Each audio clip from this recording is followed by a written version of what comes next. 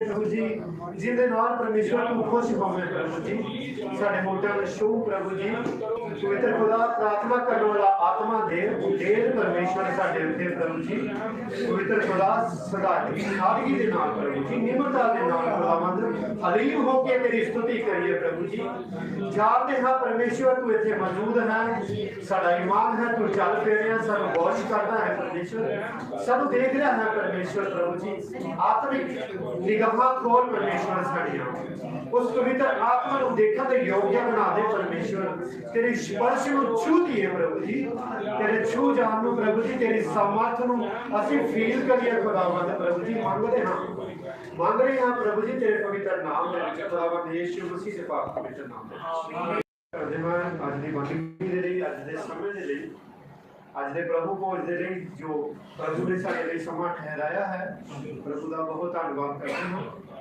आइए स्तुति करिए ते गीत गाइए उस परमेश्वर यहोवा दे लिए क्योंकि आज का दिन साडे परमेश्वर ने साडे लिए बनाया है हालेलुया आइए ਅਸੀਂ ਭਾਈ ਨੂਰ ਦੇ ਨਾਲ ਗੀਤ ਗਾਵਾਂਗੇ ਖੜੇ ਹੋ ਕੇ ਵਰਸ਼ਿਪ ਕਰਾਂਗੇ ਪ੍ਰਭੂ ਨੂੰ ਅਸੀਂ प्रभु की खुशी के लिए खड़े होवांगे क्योंकि ਅਸੀਂ जानते हाँ क्योंकि महिमा के योग्य सिर्फ खुदावंद यीशु मसीह है हालेलुया आइए गीत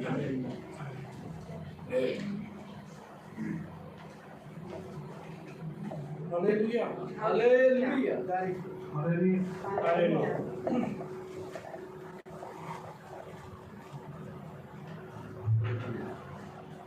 कोड़े मारन वाले छेती छेती मार एक एक पल है कीमती जावे ना बेकार कोड़े मारन वाले छेती छेती मार एक एक पल है कीमती जावे ना बेकार कोड़े मारन छेती छेती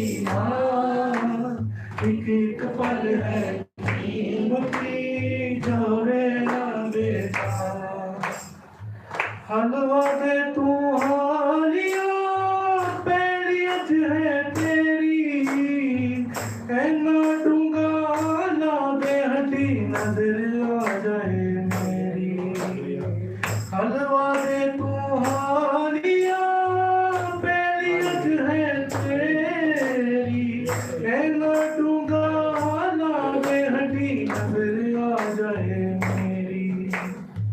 इस कड़ी तो खावेगा रज के मेरा परिवार इस कड़ी तो खावेगा रज के मेरा परिवार कोड़े मारन वाले जोर जोर दी कोड़े मारन वाले छेती छेती एक पल है कीमती जावे ना बेकार तेरे मेरे विच ने जा मिट जावण अज दूरियां आ जाए अप्पा रल के दोवें लिखता करिए दूरियां तेरे मेरे विच ने जा मिट जावण अज दूरियां आ जाए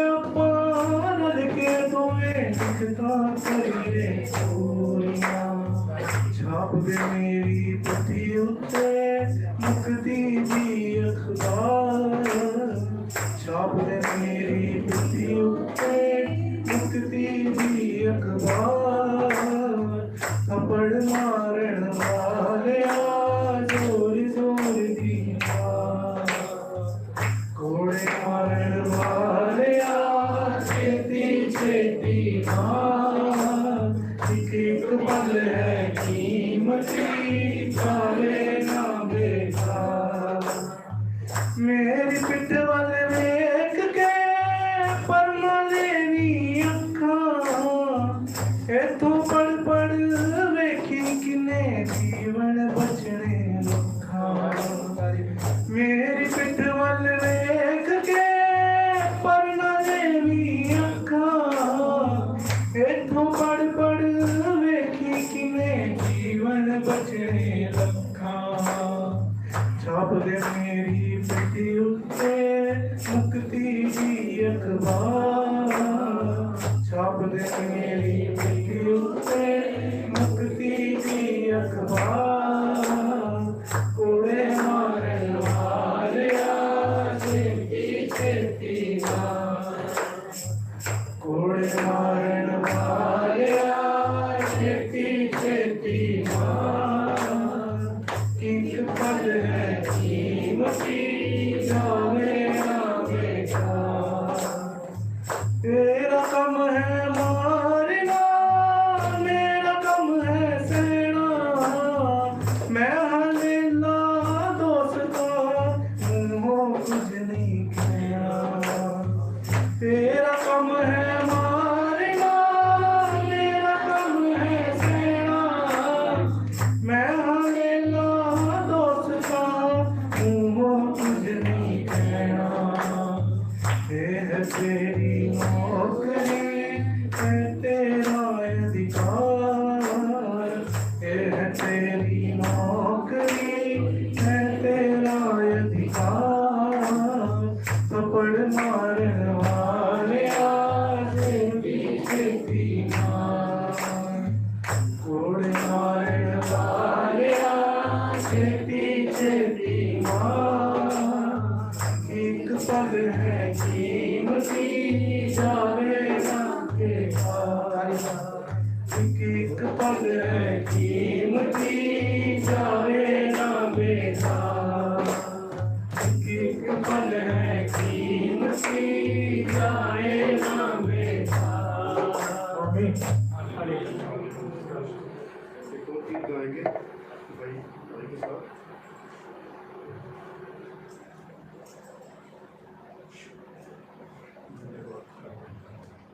मैंने ढूंढा ये सारा जहां तेरे जैसा ना कोई मिला मैंने ढूंढा ये सारा जहां तेरे जैसा ना कोई मिला बातों का कर्ज जो मुझ में था दुखों में जिंदगी गुजारी थी सारी बातों का कर्ज जो मुझ में था दुखों में जिंदगी गुजारी थी सारी मेरे मुझको बचा के तूने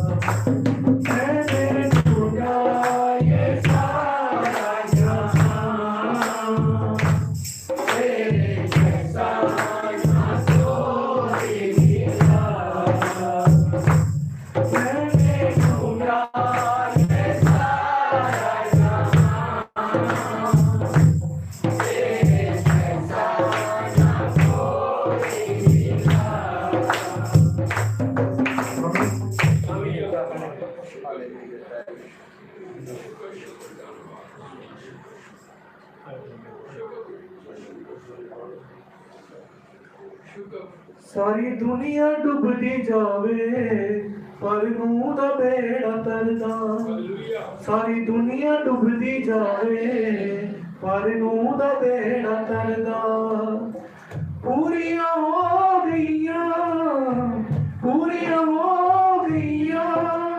जो नूं सी गल्लां करदा सारी दुनिया डुबदी जावे पर नूं दा बेड़ा तरदा सारी दुनिया डुबदी जावे पर नूं दा बेड़ा तरदा क्या खुदा ने नूर में दुनिया नूं मार मुकाई क्या खुदा ने नूर में दुनिया मार मुकाई 40 दिन से 40 रातां में बरसात रवानी 40 दिन से 40 रातां में बरसात रवानी चुकिया होया नूं खुदा दियां गल्लां ते कन करदा सारी दुनिया डुबदी जावे पर नूं दा बेड़ा तरदा सारी दुनिया डुबदी जावे पर नूं दा बेड़ा तरदा खुल गया आसमान ते सोते धरती विचों टूटे खुल गया आसमान ते सोते धरती विचों टूटे पानी बदला हद पहाड़ा कौड़ी हो गए नीचे पानी बदला हद पहाड़ा कौड़ी हो गए नीचे धरती हो गई लाल ते हर एक जीव प्राणी मरदा धरती हो गई लाल ते हर एक जीव प्राणी मरदा सारी दुनिया डुबदी जावे पर नूं दा बेड़ा तरदा सारी दुनिया डुबदी जावे पर नूं दा बेड़ा तरदा पूरियां हो गईयां सोनू की गल्लां करदा सारी दुनिया डुबदी जावे पर नूं दा बेड़ा तरदा सारी दुनिया डुबदी जावे पर नूं दा बेड़ा तरदा नूं ते सदा सारा ही परिवार सलामत बचिया नूं ते सदा सारा ही परिवार सलामत बचिया हरान पहाड़ दे उत्ते बेड़ा जाके टिकिया हरान पहाड़ दे उत्ते बेड़ा जाके टिकिया निकलार से जो कुछ ही पानी दे विचों पड़दा निकलार से जो कुछ ही पानी दे विचों पड़दा सारी दुनिया डुबदी जावे पर नूं दा बेड़ा तरदा सारी दुनिया डुबदी जावे पर नूं दा बेड़ा तरदा सारी दुनिया डुबदी जावे पर नूं दा बेड़ा तरदा पर नूं दा बेड़ा तरदा पर नूं दा बेड़ा तरदा प्रभु का धन्यवाद। आइए आज के वचन के लिए प्रार्थना करते हैं प्रभु के आगे खुदावन को भी बरकत दे। हम अपनी आंखों को बंद करेंगे और आज के वचन के लिए प्रार्थना करने जा रहे हैं। हम सभी जन अपनी आंखों को बंद करेंगे और अपने सरों को झुकाएंगे। प्रभु यीशु मसीह तेरे पाक पवित्र नाम में हम इकट्ठा हुए हैं खुदावन, और जो भी आज वचन खुदावंद आप हमें देने जा रहे हैं प्रभु जी, उसके लिए आपकी बरकत को मांगते हैं, आशीषों को मांगते हैं प्रभु जी। आज का प्रकाश दे, आज का वचन दे खुदावन, वचन आपकी तरफ से हो प्रभु जी, और हमारी जिंदगियों को बदलने वाला हो प्रभु जी, गहराई की तरफ लेके जाए प्रभु जी। आप खुद गहराई है परमेश्वर प्रभु जी, हम जैसे निकम्मों को आप बड़ी रहमत के साथ बख्शते हैं प्रभु जी।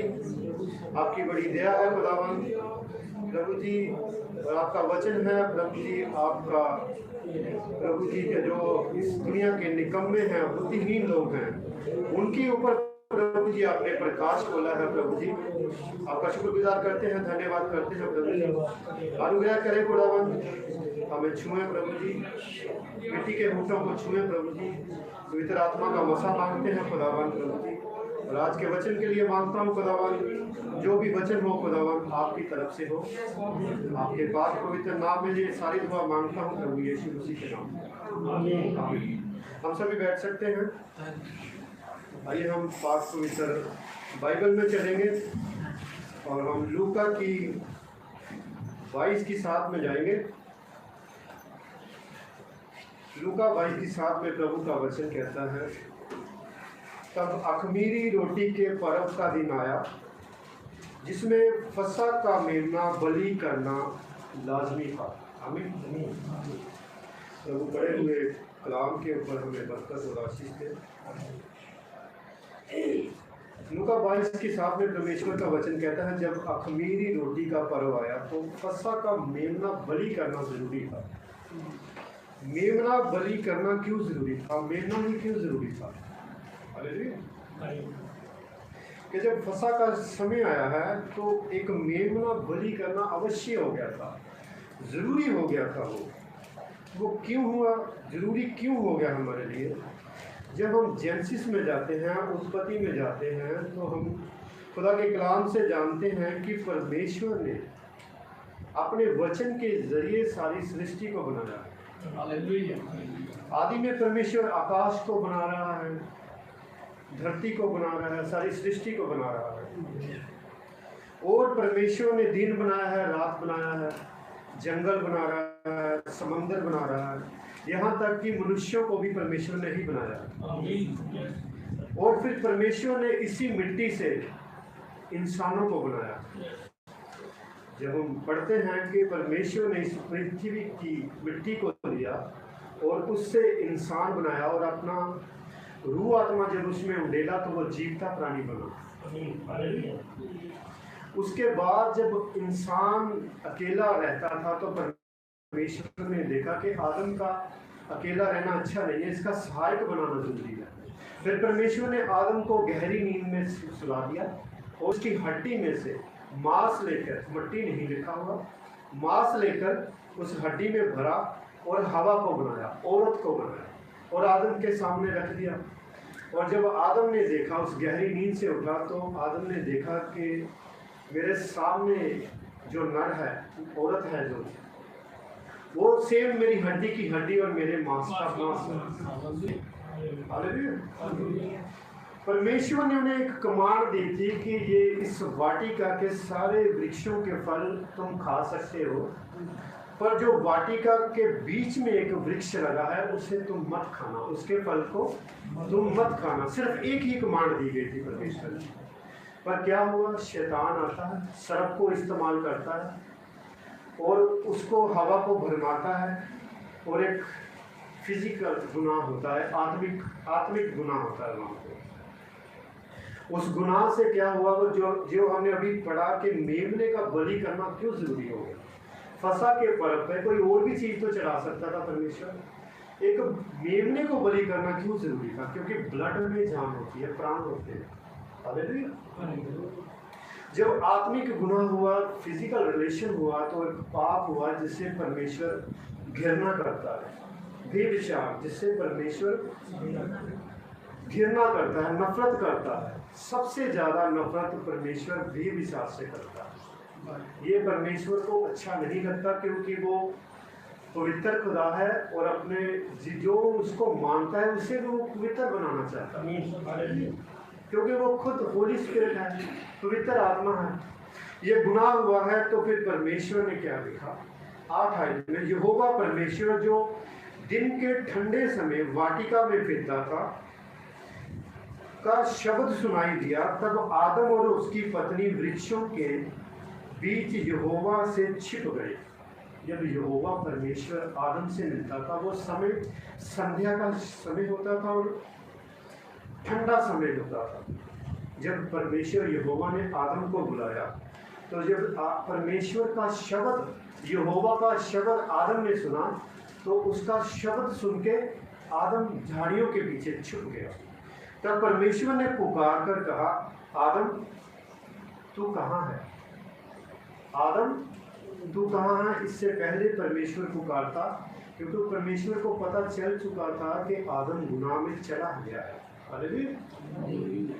उसने कहा, मैंने तेरा शब्द भारी से सुनकर डर गया हूँ, क्योंकि मैंने वस्त्र नहीं पहनी, मैं नंगा हूँ, इसलिए मैं छुप गया हूँ। उसने कहा, किसने तुझे बताया कि तू नंगा है? हालेलुया। यहाँ पे परमेश्वर ने सिक्स सेंस की बात की है। जो सिक्स सेंस के बारे में बाइबल हमें बताती है, और नबी ने हमें बताया, जो सिक्स सेंस होती है वो विश्वास होता है, और उस विश्वास का कनेक्शन सीधा परमेश्वर के साथ होता है। ये विश्वास हम अपनी मर्जी से नहीं ला सकते, ये विश्वास सीधा स्वर्ग से आता है। यहाँ पे विश्वास भी टूटा है, गुनाह हुआ है, आत्मिक गुनाह हुआ है, जिसे परमेश्वर ने पसंद नहीं किया, और परमेश्वर ने उन्हें श्राप दिया। क्या श्राप दे रहा परमेश्वर? 3:20 में कहा, आदम ने अपनी पत्नी, और यहोवा परमेश्वर ने आदम और उसकी पत्नी के लिए चमड़े के अंग रखे बनाकर उनको पहना। क्या किया परमेश्वर ने? एक मेमने को वहां पे जिवा किया, मारा है वहां पे। उससे पहले क्या किया? आदम और हवा ने अंजीर के पत्ते लिए, अपने तन को ढकने के लिए, अपने जिस्म को ढकने के लिए अंजीर के पत्ते पहन लिए। परमेश्वर ने कहा कि ये जो तुमने गुनाह आत्मिक किया है, तुम्हारे जिस्म को ये दुनियावी पत्ते ढक नहीं सकते। इसके लिए मुझे किसी की कुर्बानी देनी पड़ेगी, क्योंकि तुमने पाप जो किया है वो आत्मिक पाप किया। फिर परमेश्वर ने एक मेमना लिया, निष्कलंक मेमना, उसको वहां पे मारा गया और उसका खून बहाया गया, उसके प्राण की जान ली गई।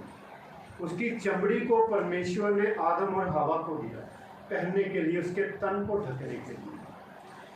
21 आयत में परमेश्वर ने बताया कि उनके अंगों को ढकने के लिए अंग रखे कपड़े पहनाए उनको। वो चमड़ा जो था मेमने का, निष्कलंक मेमना, निष्कलंक मेमना वहां पे मारा गया, उसके प्राणों की बलि दी गई। और आदम और हवा के तन को ढकने के लिए वो चमड़ी के कपड़े वहां पे पहनाए। वो चमड़ी शुद्ध चमड़ी थी, और उस चमड़ी में से लहू बह रहा था। हालेलुया। चमड़ी में से लहू बह रहा था, और आदम और हवा रो रहे थे। जो उनके आंसू थे वो चमड़ी के लहू के साथ मिक्स हो रहे थे। हालेलुया। चमड़ी में से, जो मेमने की चमड़ी थी, उनके अंगों को जिस चमड़ी ने ढका हुआ था, वहां से लहू बह रहा था, क्योंकि मेमना अभी अभी मारा गया किसी के लिए। किसी ने गुनाह किया, उसके लिए एक मेमने को मारा गया। चमड़ी जब वहां मेमने की उनके अंगों के ऊपर लगाई गई, वो चमड़ी में से भी लहू बह रहा था। और आदम जो गुनाह में था, हवा जो गुनाह में थी, वो भी रो रहे थे। उनके आंसू और मेमने का लहू मिक्स हो रहा था वहां पे, क्योंकि परमेश्वर ने जब कहा कि तुमने पाप किया है, मेरी हजूरी से दूर चले जाओ। हालेलुया।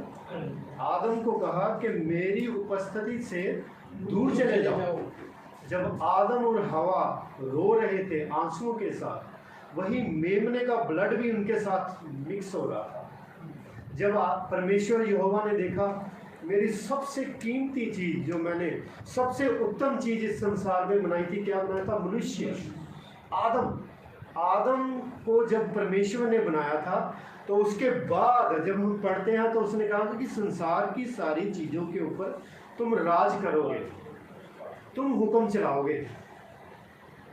इंसान को बोला गया था, आदम को, जब उसको अपनी हजूरी से दूर जाते हुए परमेश्वर यहोवा ने देखा, तो वहाँ पे परमेश्वर ने अपना प्रेम उंडेला उसके ऊपर। जब उसने पाप किया तो अपनी हजूरी से दूर जाते हुए आदम को देखता है, तो परमेश्वर उसके लिए रोया है कि इसने गुनाह किया है, मैंने इसको कैसे बचाऊंगा। इसको आदम परमेश्वर की हजूरी से दूर जा रहा है, परमेश्वर ने उसी वक्त प्लान बना लिया था इसको बचाने के लिए, मेमने को जीवा करके, मेमने की बलि देकर। पर क्या हुआ, इंसान परमेश्वर से जैसे दूरी हुई, श्राप हुआ, सारी धरती श्रापित हुई, हर एक चीज़ श्रापित हुई। और इतने श्राप हुए कि तुम जब भी मेहनत करोगे, खून पसीने की कमाई से खाना खाया करोगे। इतने श्राप आए इस धरती पे, इतने श्राप आए, पर परमेश्वर ने आदम से प्रेम करना नहीं छोड़ा। वो वेट करता रहा कब इंसान अपने गुनाहों से वापस मेरे पास आए। परमेश्वर ने अपने नबी भेजे, अपना सच्चा कलाम भेजा, अपना वचन भेजा। हर समय परमेश्वर अपना वचन भेजता रहा। परमेश्वर ने एलिया को भेजा, परमेश्वर ने नूह को भेजा, मूसा को भेजा कि मेरा वचन मेरे इंसान को देकर आओ और वापस मेरी तरफ लेकर आओ। पर इंसान ने क्या किया, गुनाह पे गुनाह, पाप पे पाप, पाप पे पाप करता रहा। पाप करता था और जाता था याजक के पास बलि दे के, कबूतर की बलि दे देता था और बकरे की बलि दे देता था। कहता जितने मेरे पाप हैं इसके ऊपर लग दिए जाए। हालेलुया। ऐसे चलता रहा, पर परमेश्वर के पास इंसान ने आने की कोशिश नहीं। वो सोचता रहा कि बकरे की बलि, बकरे का खून मुझे बचाता रहेगा, और उसके पाप ढके जाते थे, मिटाए नहीं जाते थे। हालेलुया। आइए निर्गमन में चलेंगे। परमेश्वर इंतजाम करता है हमारा। फसा करना क्यों जरूरी था। निर्गमन 13 में जाए, 12 की 43 में जाएंगे हम। निर्गमन 12 की 43 और यूहन्ना 13 की 14 में परमेश्वर का वचन कहता है कि मैंने प्रभु और गुरु हो के तुम्हारे पांव धोए हैं, तुम भी एक दूसरे के लिए ऐसे ही किया करो। ये परमेश्वर ने हमारे लिए एक कमांड दी है, हमें हुक्म दिया है और नमूना पेश करते गया है हमारे लिए। हालेलुया। निर्गमन 12 की 43 में परमेश्वर का वचन कहता है कि फिर यहोवा ने मूसा और हारून से कहा, पर्व की विधि यह है कि कोई परदेसी उसमें से ना खाए। जब पर्व आता था तो उसमें क्या कंडीशन रखी थी परमेश्वर ने। इस पर्व की कंडीशन ये थी कि कोई बाहर का परदेसी ना इसमें से खाए, पर जो किसी का मोल लिया हो, खरीदा हुआ दास हो, तुम लोग उसके लिए क्या करना, खतना करना चाहिए। खतना हो वो तो उसमें खा सकेगा, पर परदेसी और मजदूर उसमें से ना खाए। 46 आयत में प्रभु का वचन कहता है, उसका खाना एक ही घर में हो, अन्य घरों में ना हो, ज्यादा घरों में ना हो। फसह की विधि क्या है, एक ही घर में खाना हो, अर्थात तुम उसके मांस से कुछ भी घर से बाहर ना ले जाना। बलि पशु को कोई हड्डी ना तोड़ेगा। जिस पशु की बलि देनी है वो तो निष्कलंक, निर्दोष, कोई कट नहीं होना चाहिए, कोई बीमारी नहीं होनी चाहिए और उसकी हड्डी भी नहीं टूटनी चाहिए। हालेलुया। ये दृष्टांत परमेश्वर एक जानवर को दे रहा कि निष्कलंक होना चाहिए एक जानवर। इस सारी मंडली का कर्तव्य है। क्या है ये? कर्तव्य होगा सभी के लिए। और यदि कोई परदेसी तुम लोगों के संग रहकर यहोवा के लिए पर्व को मनाना चाहे तो वे अपने यहाँ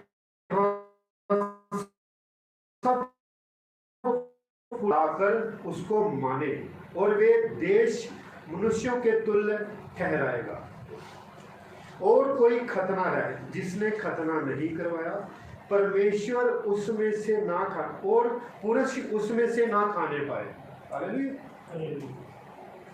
प्रभु ने फिर 13 की 3 में कहा, फिर मूसा ने लोगों से कहा, इस दिन को याद रखो, स्मरण रखो, जिससे तुम दासवत के घर से अर्थात मिस्र से निकाले आए हो। यहोवा तुमको वहां से अपने हाथों से बल से निकाल कर लाया है। हालेलुया। और अख़मीरी रोटी को ना खाए, अबीब के पहले महीने से आज के दिन तक तुम्हें निकाला गया। हालेलुया। निर्गमन 12 में चलेंगे। 12 की 1 में परमेश्वर का वचन कहता है निर्गमन कि यहोवा ने मिस्र देश से मूसा और आरोन से कहा, इस महीने तुम लोगों के लिए आरंभ का ठहरे। यह महीना तुम्हारे लिए पहला और आरंभ का ठहरना चाहिए। किसका? फसह का, अर्थात वर्ष का पहला महीना यही है। इज़राइल की सारी मंडली से इस प्रकार कहो कि इस महीने के 10वें दिन को तुम अपने पितरों और घरानों के अनुसार घराने के पीछे एक मेमना लो। परमेश्वर कैसे कंडीशन बता रहा है, कैसी विधि बता रहा है, कैसे सिस्टम के साथ चलना है कि मूसा से कह रहा है परमेश्वर अपने नबी से कि क्या करो कि इसे तो पहला महीना आपने माना, साल का पहला महीना, अर्थात वर्ष का पहला महीना। सारे इजरायलियों की मंडली को इकट्ठा करो और क्या करो, पितरों को, पुराने जो आपके बुजुर्ग हैं उनको इकट्ठा करो, घरानों को इकट्ठा करो, एक मेमना ले लो, 2 मेमने नहीं, एक मेमना ले लो। और यदि किसी के घराने में एक मेमने के खाने के लिए मनुष्य कम हो, मेमना ले लिया और उसके घर में जो कम है खाने वाले मनुष्य, तो क्या करे वो? अपने सबसे निकट रहने वाले पड़ोसी के साथ प्राणियों की गिनती के अनुसार एक मेमना ले रखे। गिनती के अनुसार अगर मनुष्य ज़्यादा है तो उस मेमने के अनुसार ही मनुष्यों को इकट्ठा करें। और तुम एक मेमने के खाने के अनुसार मेमने का हिसाब करना। हालेलुया। और वो मेमना कैसा होना चाहिए? कटा होना चाहिए, उसकी हड्डी टूटी होनी चाहिए, निष्कलंक मेमना होना चाहिए। 5 आयत में प्रभु का वचन कहता है, तुम्हारा मेमना निर्दोष 1 वर्ष का नर हो। हालेलुया। निष्कलंक, निर्दोष और नर हो, चाहे वो भेड़ में से लेना, चाहे वो बकरियों में से। इस महीने के 14वें दिन तक उसे रख छोड़ना, और उस दिन गोधूली के समय इज़राइल की सारी मंडली के लोग उससे क्या करें? बलि करते। हालेलुया। 7 आयत में प्रभु का वचन कहता है, तब वे उसके लहू में से कुछ लेकर जिन घरों के मेमने को खाएंगे उनके घरों के दोनों अलंगों और चौगाट के सरों पर लगाएं। हालेलुया। जिस मेमने को जिबा करना है, जिस मेमने की बलि देनी है, निष्कलंक मेमना होना चाहिए। और क्या करना है चाहिए? इंसानों की गिनती के अनुसार मेमना होना चाहिए। और उसके बाद उस मेमने को खाने के बाद क्या करना? उसके लहू को चौगाठों के ऊपर आपने लगा देना। हालेलुया। और उसके मांस को उसी रात आग में भूजकर अख़मीरी रोटी और कड़वे साग पात के साथ खाएं। उसका सर, पैर, आंतड़ियों समेत आग में भूनकर खाना, कच्चा या जल में कुछ भी पकाकर ना खाएं। और उसमें से कुछ भी सवेरे तक ना रहने देना, और यदि कुछ सवेरे तक रह भी जाए तो उसे आग में जला देना। ये प्रभु यीशु मसीह के बारे में संदेश है कि वो पहले जो मेमना है वो निष्कलंक होना चाहिए, उसका लहू पवित्र होना चाहिए। इसी तरह मेमने का दृष्टांत परमेश्वर हमें इस आयत में बताता है कि वो निष्कलंक मेमना प्रभु यीशु मसीह है। उसकी कोई भी हड्डी टूटनी नहीं चाहिए। और प्रभु के वचन में आया है कि प्रभु यशाया में लिखा है कि उसकी कोई भी हड्डी नहीं तोड़ी जाएगी। हालेलुया। जब वो सलीब पे था उसकी कोई भी हड्डी नहीं तोड़ी गई। जो उसके साथ चोर और डाकू थे उसकी हड्डी तोड़ी गई थी, पर यीशु मसीह की कोई भी हड्डी नहीं तोड़ी गई थी। और उसकी देह को सड़ाया भी नहीं गया था। हालेलुया। जलाया भी नहीं गया था। उसकी भविष्यवाणी की गई थी कि इसकी कोई भी हड्डी भी नहीं टूटेगी और इसका जो जिस्म है वो भी सड़ेगा नहीं और गलेगा नहीं। हालेलुया। इस मेमने का दृष्टांत प्रभु यीशु मसीह के साथ जोड़ा जा रहा है कि उसका जो मांस है आपने पूरा खाना है, आंतड़ियों समेत। हालेलुया। कुछ भी छोड़ना नहीं है आपने।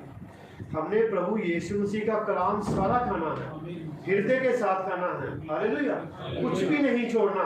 ये नहीं छोड़ना कि ये आयत मेरे लिए नहीं है, ये आयत तो मुझे मेरे हृदय को अच्छी नहीं लग रही है। सारी बाइबल की आयतें हैं जो वचन है आपकी आशीष और बरकतों के लिए लिखी गई है। अगर परमेश्वर हमें डांटता है, समझाता है, वो भी वचन हमारे लिए है। हालेलुया। और उसका जो लहू होगा क्या करना है, चगाठों के ऊपर लगा देना। मूसा को हिदायत दी थी परमेश्वर ने, यहोवा ने, कि उसका जो लहू हुआ पवित्र लहू होना चाहिए और चुगाठों के ऊपर लगाना है। आज हमने प्रभु यीशु का लहू अपनी चुगाठों और हृदयों के ऊपर लगाया हुआ है, जिससे शैतान हमसे नहीं डरता, उस लहू से डरता। शैतान जब हम पे हमला करता है ऊपर से और नीचे, जब वो लहू को हमारे ऊपर उंडेला हुआ देखता है वो डरता है। लहू से डरता है, हमसे नहीं डरता। हालेलुया। जब लहू हमारे ऊपर लगा होता है, खुदा का लहू जब लगा होता है तो शैतान उससे डरता है, कांपता है। 10 आयत, और उसमें से कुछ भी सवेर तक रहने ना देना, और यदि कुछ सवेरे तक रह भी जाए तो उसे क्या करना, आग में जलाना। प्रभु का वचन कहता है 12 आयत में, क्योंकि उस रात को मैं मिस्र देश के बीच में होकर जाऊंगा। हालेलुया। अब मिस्र देश में से होकर परमेश्वर यहोवा खुद निकल रहा है, क्योंकि मैं मिस्र देश में से होकर निकलूंगा और मिस्र देश का क्या मनुष्य क्या पशु सब के सब पहलौठों को मैं मारूंगा। हालेलुया। ये मेमना बलि किया जा रहा है, उसका सारा मांस खाने के लिए परमेश्वर कह रहा है।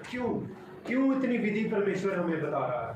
क्योंकि परमेश्वर यहोवा खुद वहां से गुजरने वाला था, और जब गुजरने वाला था तो किस रीति से गुजरने वाला था, क्रोध के साथ और आग के साथ यहोवा उस नगर से निकलने वाला था।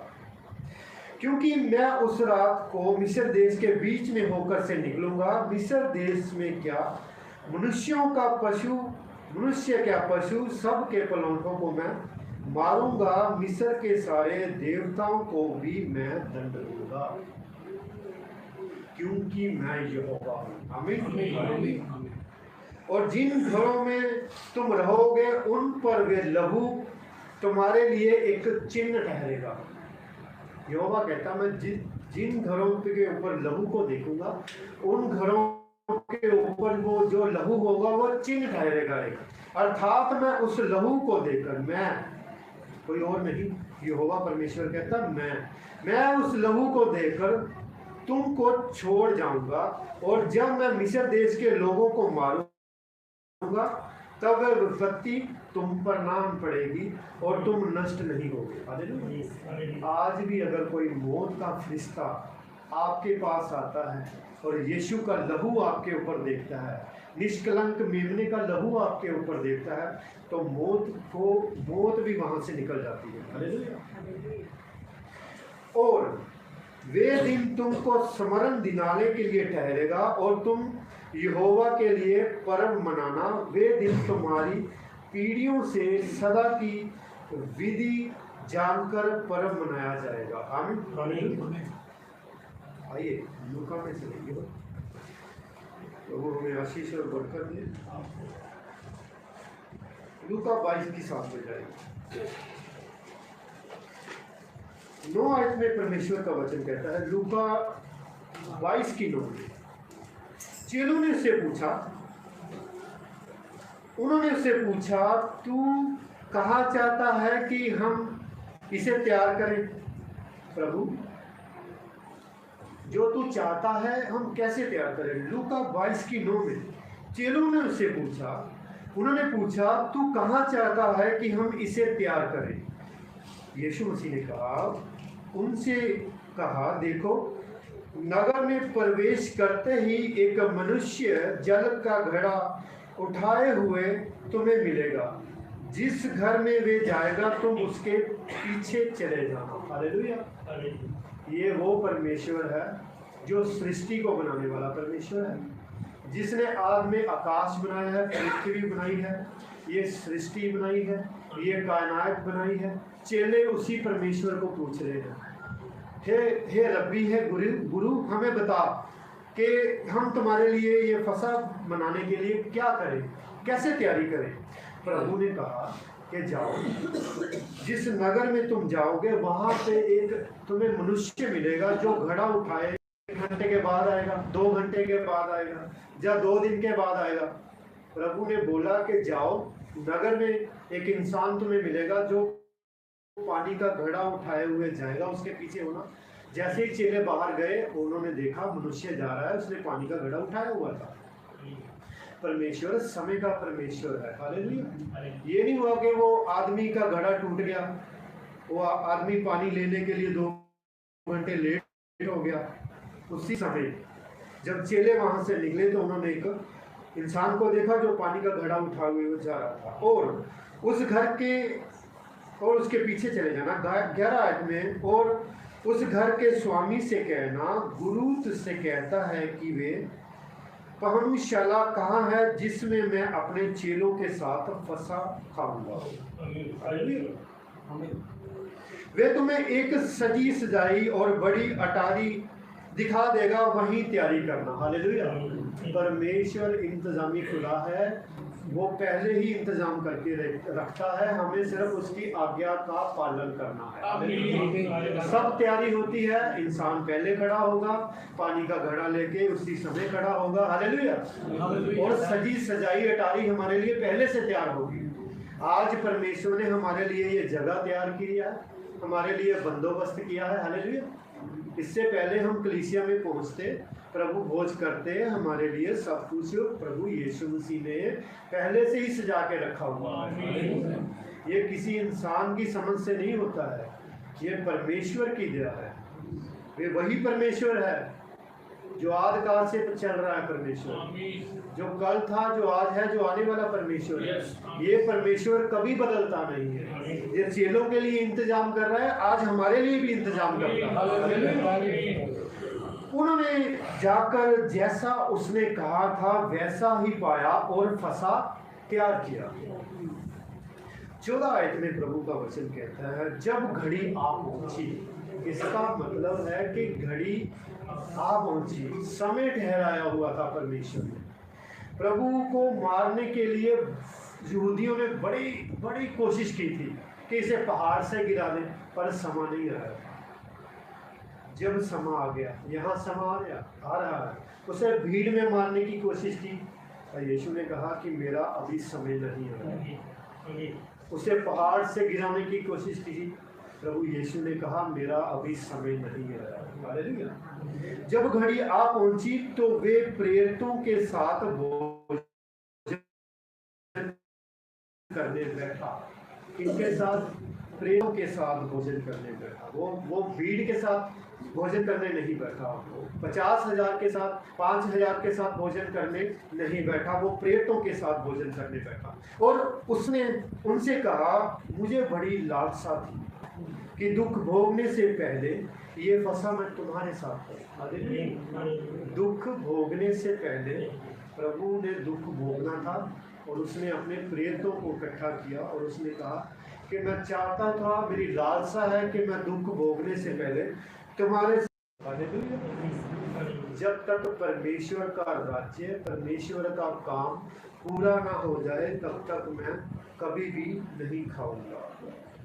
तब उसने क्या किया? तब उसने रोटी लेकर धन्यवाद किया। पहले क्या किया? रोटी ली, और फिर धन्यवाद किया। हम भी क्या करते हैं जब प्रभु की देह को लेते हैं, प्रभु को जिस्म को लेते हैं, जब सेवक रोटी को तोड़ता है तो हम सबसे पहले धन्यवाद करते हैं। प्रभु तुम्हारी देह के लिए धन्यवाद, प्रभु जी आपके जिस्म के लिए धन्यवाद। हालेलुया। प्रभु यीशु ने क्या किया? रोटी को लेकर धन्यवाद किया। वो रोटी थी, हालेलुया। रोटी किस में कन्वर्ट होने जा रही थी? प्रभु के जिस्म में। एज ए रोटी है, वो फूड रोटी है, और जब उसके ऊपर प्रभु की आशीष आएगी, वही रोटी खुदावंद यीशु मसीह की देह बनने जा रही है। हालेलुया। प्रभु ने रोटी ली और धन्यवाद किया और कहा, इसको ले लो और आपस में बांट लो। इसको ले लो और आपस में बांट लो, क्योंकि मैं तुमसे कहता हूं कि जब तक परमेश्वर का राज्य न आए तब तक मैं दाख का रस अब से कभी ना पीऊंगा। अब से कभी ना पीऊंगा। हालेलुया। फिर उसने रोटी ली और धन्यवाद करके तोड़ी और उसको ये कहते हुए कहा, ये मेरी देह है। हालेलुया। रोटी तोड़ रहा है खुदावंद यीशु मसीह, और देने के वक्त क्या कह रहा है? ये मेरा जिस्म है। ये क्या है? मेरी देह है। ये मेरी देह है जो तुम्हारे लिए दी जाती है। हालेलुया। कहाँ पे दी परमेश्वर ने अपनी देह? कहाँ पे जिस्म दिया हमारे लिए परमेश्वर ने? सलीब पर। हालेलुया। वो सलीब जिसे श्रापित किया गया, जिसे देखना लोग पसंद नहीं करते थे, उसी सलीब को परमेश्वर ने आशीष और बरकतों में डाल दिया, बरकतों में कन्वर्ट कर दिया। आज हम कैसे बचे हैं? उस सलीब को देखकर। हालेलुया। जब हम सलीब को देखते हैं तो हम बचते हैं। आज भी कोई भाई और बहन उस सलीब को देखेगा, अंगीकार करेगा, अपने गुनाहों को मानेगा, आज भी वो बचेगा। ये देह जो तुम्हारे लिए दी जाती है, मेरे स्मरण के लिए, मेरी यादगारी में ये किया करो। हालेलुया। अगर आप उससे प्रेम करते हैं, अगर आप उससे मोहब्बत करते हैं, तो आप ये करेंगे। अगर वो कोई भाई बहन उससे प्रेम नहीं करता, तो वे परमेश्वर को प्रेम नहीं करेगा, नहीं करता। हालेलुया। इसी रीति से उसने भोजन के बाद कटोरा भी ये कहते हुए दिया कि ये कटोरा मेरे उस लहू में से जो तुम्हारे लिए बहाया जाता है नई वाचा है। अभी लहू बहाया नहीं है परमेश्वर। हालेलुया। परमेश्वर ने अभी लहू बहाया नहीं। उसने कटोरा लिया और उसने कहा, ये कटोरा मेरा लहू है जो तुम्हारे लिए बहाया जाता है। हालेलुया। और ये एक नई वाचा है। 21 आयत में, फिर देखो मेरे पकड़ाने वाले का हाथ मेरे साथ मेज पर है। हालेलुया। प्रभु का धन्यवाद। आज के वचन के लिए प्रभु का धन्यवाद करते हैं, शुक्रगुजारी करते हैं, और प्रभु इस पढ़े हुए कलाम पे हमें आशीष और बरकत दे। और आइए हम प्रार्थना में चलेंगे, आंखों को बंद करेंगे और शुक्रिया करेंगे, धन्यवाद करेंगे आज के वचन के लिए। प्रभु हमें अनुग्रह करे और आज के प्रभु भोज के लिए हमें तैयारी दे। शुक्रगुजारी करेंगे, धन्यवाद करेंगे।